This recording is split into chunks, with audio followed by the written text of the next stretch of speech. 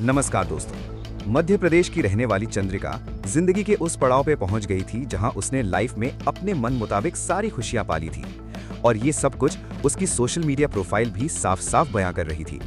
चंद्रिका नई नई जगह ट्रैवल करती, लग्जरी गाड़ियों में घूमती, नई गाड़ियां परचेज करती, अपने सारे महंगे शौक पूरे करते हुए इस लाइफस्टाइल को सोशल मीडिया में फ्लेक्स करती। पर्सनल लाइफ से लेकर प्रोफेशनल लाइफ तक हर कदम में उसे सक्सेस मिलने लगी थी, जैसे मानो वो जिस भी चीज की ख्वाहिश कर ले वो उसे हासिल हो जाती हो। और उसकी जिंदगी में यह सभी बदलाव तब आना शुरू हुए जब से उसकी शादी अविनाश प्रजापति से हुई। अविनाश एक बड़ा बिजनेसमैन था और चंद्रिका उसके उन सभी बिजनेसेस में उसकी पार्टनर थी। शादी के कई साल बाद भी दोनों के बीच उतना ही गहरा बॉन्ड था जैसे किसी नए मैरिड कपल में होता है। इसी प्यार की वजह से वो अपनी लाइफ के हर ओकेजन को बहुत ही ग्रैंड तरीके से सेलिब्रेट करते थे, चाहे उनकी मैरिज एनिवर्सरी हो, घर में किसी का जन्मदिन हो या फिर कोई प्रोफेशनल सक्सेस। दोनों का 6 साल का बेटा भी था।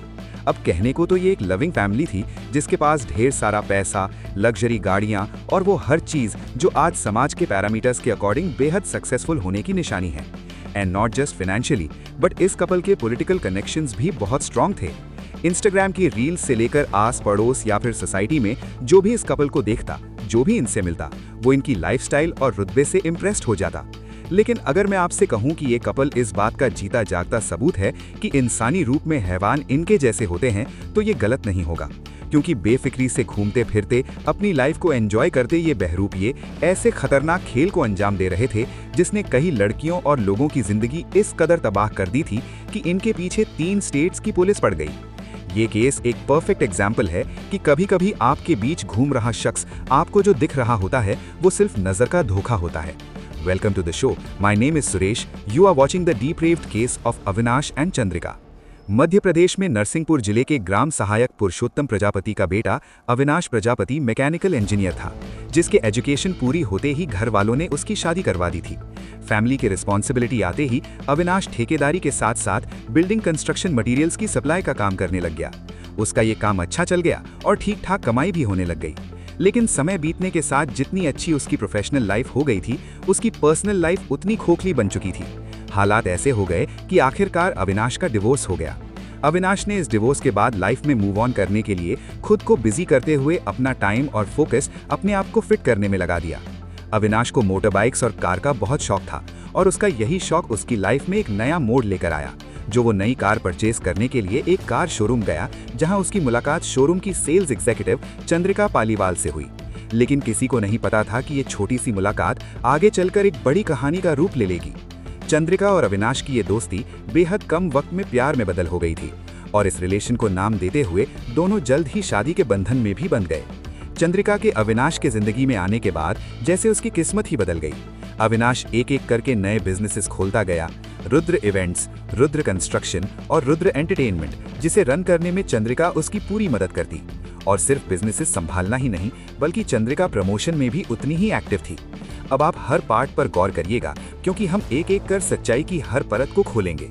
14 फरवरी 2018 वैलेंटाइंस डे के दिन अविनाश ने इंस्टाग्राम पर एक पोस्ट डाली, जिसमें उसने लिखा कि शिवरात्रि के अवसर पर रुद्र एंटरटेनमेंट ने भूम शंकर नाम से एक नया गाना प्रोड्यूस किया है, जो यूट्यूब पर अपलोड हो चुका है। आज की तारीख में इस वीडियो पर 12 मिलियन व्यूज आ चुके हैं। मल्टीपल कंपनीज को रन करने के साथ इन लोगों ने श्री धनलक्ष्मी फाइनेंस नाम से एक ट्रेनिंग कंपनी खोली, जिसपे Avinash as a managing director और Chandrika as a business partner थी। उनकी जिंदगी की खुशियां तब और बढ़ गईं जब 3 अप्रैल 2019 को उनके बेटे हैरी का जन्म हुआ। ये कपल सिर्फ अतरंगी ही नहीं था, बल्कि उनकी हरकतें भी अक्सर हद से ज्यादा फ्लैशी, ओवर द टॉप और दिखावे से भरी होती थी, जैसे हर पल अपनी जिंदगी को एक नुमाइश बनाकर दिखाना उनकी आदत हो। इस दिखावे के जुनून ने उनके रिश्ते को भी एक शो बना दिया था। चंद्रिका का अविनाश के नाम का टैटू या उसके बर्थडेज पर पूरे कमरे को उसकी फेवरेट शराब से भर देना, ये सब प्यार कम और प्रदर्शन ज्यादा लगता था। हर लम्हा कैमरा के लिए था और हर एहसास रील्स के लिए। अविनाश भी इसी दिखावे में जी रहा था। एनिवर्सरी और बर्थडेज में लग्जरी गाड़ियों में घूमना, अलग अलग जगहों पर ट्रिप्स और शराब के नशे में बनाई गई रोमांटिक वीडियो उनके रूटीन का हिस्सा बन चुकी थी। Breaking news. साथ ही जिम में वर्कआउट करना और एक्टिंग के शौक को पूरा करने के लिए मॉडल के साथ एरोटिक वीडियो शूट और बाहुबली के घटक में शॉर्ट वीडियो बनाना, सब कुछ सोशल मीडिया के शोशेबाजी का हिस्सा था। लेकिन इस चमक दमक, इस लग्जरी और इस नकली दुनिया के पीछे एक और ही कहानी चल रही थी। ऐसी कहानी जो सिर्फ दिखावे पर टिकी थी और जिसे जिंदा रखने के लिए ये दोनों ऐसी साजिशों को अंजाम दे रहे थे जो आगे चलकर कई जिंदगियां तबाह कर देने वाली थीं। कुछ साल तक अविनाश का कंस्ट्रक्शन मटेरियल का बिजनेस तो अच्छा चला, पर धीरे धीरे उस बिजनेस में घाटा होने लग गया और वो दोनों जिस तरह की लाइफस्टाइल जी रहे थे उसके चलते वैसे भी दोनों के पास सेविंग्स के नाम पर कुछ खास नहीं बचा था। लेकिन जब ऐसे लोगों को अय्याशी का एक बार भी चस्का लग जाता है तो ये फिर अपनी हरकतों पर लगाम नहीं लगा पाते, और यही वजह थी कि अविनाश और चंद्रिका ने अब अपनी कमाई के लिए गलत हथकंडे अपनाने शुरू कर दिए। शुरुआत इन्होंने आम जनता को अपने शोशेबाजी के झांसे में लाकर ठगने से की, फिर लोगों से ऐप डेवलपमेंट और इन्वेस्टमेंट के नाम पर बेवकूफ़ बनाया। लाखों रुपए इन्वेस्ट करवाए और फिर सारे पैसे लेकर ये दोनों रफू चक्कर हो गए। लोगों की मेहनत की कमाई को लूटकर वो उन पैसों से अय्याशियां करते, नई गाड़ियां खरीदते और अपने लूट के पैसों से बनाई लग्जरी को इंस्टाग्राम पर फ्लेक्स करते हुए इसी झांसे से नए लोगों को अपनी साजिशों का शिकार बनाते। जब हमने इनकी प्रोफाइल को इन्वेस्टिगेट किया तो पाया कि जिस भूमशंकर गाने को अविनाश ने अपनी इंस्टाग्राम में रुद्रा एंटरटेनमेंट कंपनी से प्रोड्यूस होने की बात लिखी थी वो भी असल में झूठी ही थी। अगर हम YouTube पर इस गाने के डिस्क्रिप्शन में जाएं तो प्रोड्यूसर्स में कहीं भी अविनाश या उसकी कंपनी का नाम मेंशन नहीं है। सब सिर्फ अपनी कंपनीज के नाम पर लोगों से इन्वेस्टमेंट लेकर उन्हें लूटने का एक तरीका था, और इनके इसी खेल में कभी कभी चंद्रिका का भाई सूरज पालीवाल भी इनकी मदद करता था। एक जगह पर बसकर वहीं के लोगों को ठगने के बाद ये दोनों वहां पर लिए किराए के घर को खाली कर किसी नए जगह शिफ्ट हो जाते और फिर उस नई जगह लोगों को ठगने का सिलसिला शुरू कर देते। अपने इस लूटपाट के काम को एक लेवल ऊपर बढ़ाते हुए अविनाश ने श्री धनलक्ष्मी फाइनेंस नाम की ट्रेनिंग कंपनी खोली और इसके लिए उन्होंने बाकायदे एक ऑफिस और विजिटिंग कार्ड्स तैयार करवाए। साथ ही कंपनी के लिए एम्प्लॉयज भी हायर किए। इस कंपनी में ये लोगों को जल्दी और आसान किश्तों में लोन दिलवाने और पैसा डबल करने की स्कीम का एडवर्टाइजमेंट करने लग गए, जिसमें कई लोग इनके मह में आ गए जिनसे इन्होंने अच्छे खासे पैसे लूटे। इनफैक्ट एक पुलिस वाला भी इनके लालच में आकर इनकी ठगी के जाल में फंस गया। जब हमने इनके विजिटिंग कार्ड वाले एड्रेस का पता लगाया तो पाया कि इस एड्रेस पर कोई भी ऐसा ऑफिस नहीं है। इनफैक्ट जिन एम्प्लॉयज़ को इन्होंने काम पर रखा था उन्हें भी बिना सैलरी दिए काम से निकाल दिया। इतना ही नहीं, जब कुछ लोग अपने पैसे वापस मांगने गए तो अविनाश ने उन्हें जान से मारने की धमकी देकर भगा दिया। खुलेआम ये लोग आम जनता के पैसों के साथ हेरफेर कर रहे थे।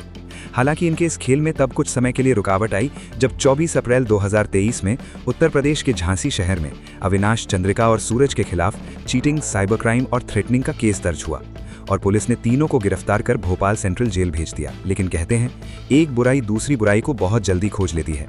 जेल में उनकी मुलाकात वहां के कैदी स्वामी वैराग्यानंद गिरी से हुई, जिसे लोग मिर्ची बाबा नाम से जानते हैं। मिर्ची बाबा की कांग्रेस के सीनियर लीडर दिग्विजय सिंह से लेकर समाजवादी पार्टी के प्रेसिडेंट अखिलेश यादव तक काफी मजबूत पॉलिटिकल पकड़ थी।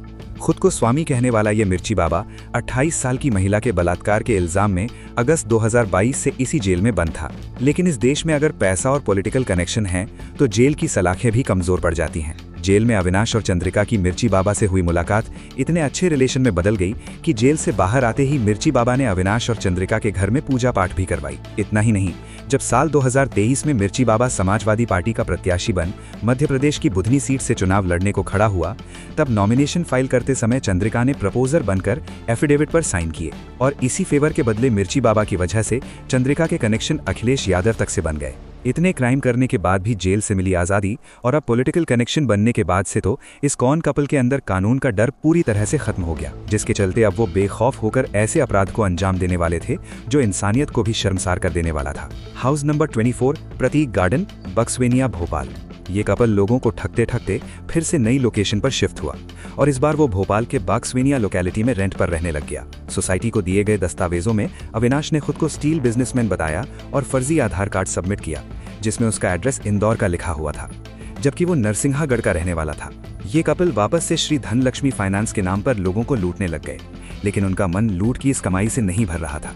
इसलिए अब इन दोनों ने बड़ा हाथ मारने के लिए एक नया प्लान बनाया, जिसे चंद्रिका ऑपरेट करने लग गई। इस प्लान के तहत अविनाश ने मैट्रिमोनियल साइट शादी.com पर चंद्रिका की मदद से प्रोफाइल सेटअप की और उस प्रोफाइल में उसने खुद को तलाकशुदा और छत्तीसगढ़ के एक स्टील फैक्ट्री का ओनर बताया। सिर्फ यही नहीं, अपनी कहानी को और विश्वसनीय बनाने के लिए उसने दी बॉस अविनाश नाम से एक नई इंस्टा आईडी भी बना ली। धीरे धीरे इस अकाउंट पर वो एक फेक दुनिया रचने लगा। कई वर्कआउट वीडियो, कई महंगी गाड़ियों के साथ सफर, तो कभी अलग अलग शहरों में घूमते हुए शॉट्स और हर पोस्ट के साथ अपना रुतबा दिखाने की कोशिश। इस पूरी दुनिया में एक चीज बिल्कुल गायब थी, उसकी असली जिंदगी। इस प्रोफाइल में उसने अपनी वाइफ चंद्रिका की एक भी फोटो पोस्ट नहीं की। उल्टा कभी 4 बॉडीगार्ड के साथ नीली पट्टी वाली गाड़ी में घूमता हुआ अविनाश अपने आप को एक पावरफुल, सक्सेसफुल और अनटचेबल इंसान के रूप में पेश करता रहा, जैसे ये सब कुछ उसकी असली पहचान हो। और इसी नकली शोशेबाजी के सहारे ये लोग धीरे धीरे अपना शिकार चुनने लगे, खासकर डिवोर्स्ड महिलाएं जो जिंदगी में एक नई शुरुआत की उम्मीद लेकर आगे बढ़ना चाहती थी। एक के बाद एक कई औरतें उनके बुने हुए इस मकड़ जाल में फंसती चली गईं, बिना ये समझे कि सामने जो चेहरा है वो सिर्फ ये धोखा है। उन्हीं में से एक थी भोपाल की अवधपुरी में रहने वाली 34 साल की महिला। प्राइवेट बैंक में क्लर्क के पद पर काम करने वाली ये औरत पहले एक टूटी हुई शादी का बोझ उठा चुकी थी। जिंदगी ने उसे संभलने का मौका दिया ही था कि अविनाश उसकी जिंदगी में आया। उसने बातचीत की शुरुआत में खुद को एक सक्सेसफुल स्टील बिजनेसमैन बताते हुए ये कहा कि उसके परिवार में सिर्फ उसकी एक माँ और एक छोटा बेटा है, जिनकी देखभाल के लिए वो दोबारा शादी करना चाहता है। बातें ऐसी थीं जैसे किसी जख्मी दिल के लिए लिखी हुई कहानी। धीरे धीरे वो महिला अविनाश की बातों पर भरोसा करने लग गई। पसंद नजदीकियों में बदली और नजदीकियां रिश्तों जैसी लगने लगी। दोनों एक दूसरे के घर आने जाने, वक्त साथ गुजारने लगे। इन्वेस्टमेंट की बात की और साथ ही ये तसल्ली भी दी कि वैसे भी अब दोनों की शादी ज्यादा दूर नहीं है। अब जिस आदमी के साथ जिंदगी बितानी हो उसके लिए थोड़ा सा त्याग करना उस महिला को गलत नहीं लगा। इस चक्रव्यूह में फंसी उस महिला ने अपनी सारी जमा पूंजी, लोन्स और उधार मिलाकर लगभग 40 लाख रुपए इकट्ठे किए। इतना ही नहीं, करीब 5 लाख रुपए के गहने उसने अविनाश के हाथ में दे दिए। ये सिर्फ पैसे नहीं थे, ये उसके भरोसे, उसके सपने, उसके भविष्य की कीमत थी। फिर आया दिसंबर 2024, जब अविनाश ने उसे मिलने के लिए अपने घर बुलाया। जब वो वहां पहुंची तो अविनाश ने एक बूढ़ी औरत का भेष लिए चंद्रिका से मिलवाया, ये कहते हुए कि यही उसकी माँ है। सब कुछ इतना नॉर्मल लग रहा था कि उसे जरा सा भी अंदेशा नहीं हुआ। फिर पर्सनल बात करने के बहाने अविनाश उस लेडी को अपने रूम में ले गया, जहां उसने उसके ड्रिंक में ड्रग्स मिला उसे बेहोश कर न सिर्फ उसका बलात्कार किया, बल्कि ये सब करते हुए इसका पूरा वीडियो चंद्रिका ने रिकॉर्ड कर लिया। पैसा मिलने और वीडियो रिकॉर्ड हो जाने के बाद अविनाश ने उस महिला से धीरे धीरे दूरियां बनानी शुरू कर दी। जब उसने शादी की बात की तो अविनाश ने साफ इनकार कर दिया। टूटा हुआ भरोसा गुस्से में बदला और जब महिला ने अपने पैसे वापस मांगे तो अविनाश ने उसे उसका प्राइवेट वीडियो दिखा उसे लीक करने की धमकी के साथ ब्लैकमेल करना शुरू कर दिया। नतीजा, इज्जत और बदनामी के डर ने उसे अंदर से तोड़ दिया। वो डिप्रेशन में चली गई और चुपचाप अविनाश से दूर हो गई। इसी पैटर्न को दोहराते हुए अप्रैल 2025 में अविनाश ने अशोका गार्डन में रहने वाली ब्यूटिशियन को प्यार के जाल में फंसाया। उससे भी करीब 40 लाख रुपए लिए गए। उसके साथ भी वही दरिंदगी हुई और चंद्रिका के जरिए वीडियो रिकॉर्ड करके उसे भी ब्लैकमेल किया गया। इन औरतों के भरोसे, प्यार और सालों की मेहनत की कमाई को लूटकर अविनाश और चंद्रिका उन्हीं पैसों पर अय्याशियां करते। इनफैक्ट एक तरफ वो घिनौना अपराध को अंजाम दे रहे थे और दूसरी तरफ वो उस काली कमाई से अपने बेटे हैरी की परवरिश भी कर रहे थे। इसी लूट के पैसों से 3 जुलाई 2025 को अपने बेटे हैरी का बर्थडे तक सेलिब्रेट किया गया, जैसे किसी और की बर्बादी उनके लिए एक नॉर्मल जिंदगी का हिस्सा बन चुकी हो। इतने संगीन जुर्म इतनी सफाई से करने के बाद वो बेफिक्र हो जिंदगी जी रहे थे। हैरानी की बात यह थी कि इस बार उन्होंने अपना घर तक नहीं बदला। उन्हें पूरा भरोसा था कि अपनी इज्जत बचाने के लिए वो महिलाएं कभी पुलिस के पास नहीं जाएंगी। लेकिन इसी ओवर कॉन्फिडेंस में वो ये भूल गए कि वक्त का चक्कर देर से सही पर घूमता जरूर है। भोपाल के अवधपुरी में रहने वाली वो पहली विक्टिम डिप्रेशन के अंधेरे में डूब चुकी थी। फिर भी उसने हिम्मत जुटाकर अपनी आप बीती घर वालों को बताई, जिसके बाद घर वालों ने बिना वक्त गवाए उसकी काउंसलिंग करवाई। एक वक्त ऐसा भी आया जब वो हार मान चुकी थी, लेकिन फिर भी उसके मन में ख्याल आया कि अगर अविनाश को सजा नहीं मिली और वो नहीं पकड़ा गया तो न जाने और कितनी महिलाएं उसके जाल में फंस जाएंगी। इसी ख्याल ने उसे दोबारा खड़े होने की ताकत दी। सारे सबूत इकट्ठे कर वो भोपाल के बाक्सवेल पुलिस स्टेशन पहुंची और अविनाश के खिलाफ FIR दर्ज करवाई। उसके बाद दूसरी विक्टिम भी सामने आई और उसने भी हिम्मत दिखाते हुए अविनाश के खिलाफ कंप्लेंट दर्ज कर दी। पुलिस ने बिना देरी किए अविनाश को तो अरेस्ट कर लिया, लेकिन मौके से चंद्रिका अपने बेटे को लेकर फरार हो गई। पुलिस इंटेरोगेशन में अविनाश ने खुलासा किया कि साल 2023 से वो मैट्रिमोनियल साइट्स के जरिए डिवोर्स्ड और विधवा महिलाओं को टारगेट कर रहा था और इस पूरी साजिश का आइडिया चंद्रिका का था, जिसने उसे ये भरोसा दिलाया कि समाज और बदनामी के डर से ये महिलाएं कभी पुलिस तक नहीं पहुंचेंगी। और इसी सोच ने इस जुर्म को जन्म दिया। जब पुलिस ने दोनों के क्रिमिनल रिकॉर्ड्स निकाले तो पता चला कि अविनाश और चंद्रिका पर उत्तर प्रदेश, मध्य प्रदेश और चंडीगढ़ में चीटिंग, फ्रॉड, साइबर क्राइम और धमकी जैसे गंभीर धाराओं में कुल 8 केसेस पहले से ही चल रहे थे। इस केस के बाद भी कई और विक्टिम सामने आईं, जिन्होंने अपनी खामोशी तोड़कर उनका सच बताया। फिलहाल रिमांड खत्म होने के बाद पुलिस ने 13 सितंबर 2025 को अविनाश को कोर्ट में पेश किया और अदालत ने उसे जेल भेज दिया। लेकिन चंद्रिका अभी भी फरार है और मल्टीपल स्टेट्स की पुलिस उसे पकड़ने की कोशिश कर रही है। इस केस का सबसे बड़ा मैसेज उन महिलाओं के लिए जो जिंदगी के सबसे नाजुक दौर से गुजर रही होती हैं, खासकर डिवोर्स्ड और विडो वुमेन। अकेलापन, इमोशनल सपोर्ट की कमी और नई शुरुआत की उम्मीद ऐसे लोगों के लिए एक मौका बन जाती है, जिसे अविनाश और चंद्रिका जैसे शिकारी पहले से ही पहचान लेते हैं। क्रिमिनल साइकोलॉजी में इसे टारगेटेड वल्नरेबिलिटी कहा जाता है, जहां ऑफेंडर पहले इमोशनल वीक पॉइंट्स को आइडेंटिफाई करता है, फिर वहां से मैनिपुलेशन स्टार्ट होता है। महंगी गाड़ियां, बड़ी बातें, झूठी सक्सेस और परफेक्ट फैमिली की कहानी कई बार सिर्फ एक केयरफुली डिजाइन्ड जाल होती है। कुछ रेड फ्लैग्स को कभी इग्नोर नहीं करना चाहिए। अगर कोई आदमी बहुत जल्दी इमोशनल इंटीमेसी बनाना चाहे, फ्यूचर प्लानिंग और शादी के बाद ये शुरू कर दे, तो ये लव बॉम्बिंग का साइन हो सकता है, जो और बिहेवियर में कॉमन होता है। एक और खतरनाक सिग्नल तब होता है जब प्यार के नाम पर पैसों की बात जोड़ी जाए। बिजनेस, इन्वेस्टमेंट, इमरजेंसी या फ्यूचर प्लानिंग के बहाने अगर पैसों की मांग की जाए तो ये फाइनेंशियल ग्रूमिंग का क्लियर इंडिकेटर है। जेन्युइन रिलेशन कभी भी इमोशनल ऑब्लिगेशन के नाम पर फाइनेंशियल सैक्रिफाइस एक्सपेक्ट नहीं करता।